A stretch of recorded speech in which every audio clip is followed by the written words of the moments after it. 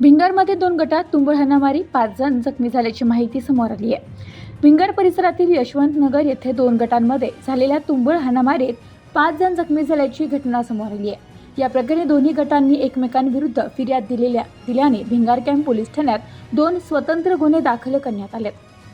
7 मार्च रोजी रात्री यशवंत नगर परिसरात काही तरुणांमध्ये वाद सुरू होता।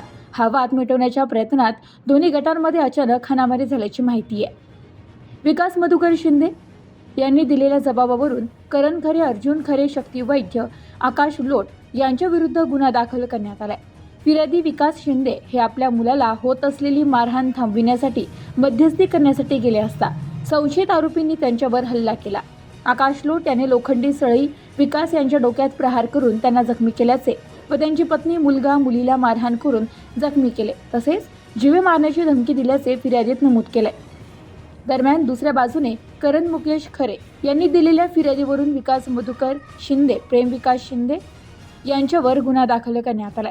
करण खरे यांच्या घरासमोर आरडाओरडा ऐकू येत असल्याने तेथे त्यांचे वडील वाद सोडविण्यासाठी गेले। तेथे संशयित आरोपींनी फिर्यादीच्या वडिलांना शिवीगाळ करत मारहाण केली। फिर्यादी यांच्या वडिलांना सोडविण्यासाठी गेले असता त्यांना लाकडी दांडक्याने मारहाण करून जखमी केल्याचे व शिवीगाळ करत जीवे मारण्याची धमकी दिल्याचे फिर्यादीत नमूद केले। या घटनेमुळे परिसरात काही काळ तणावाचे वातावरण निर्माण झालं होतं।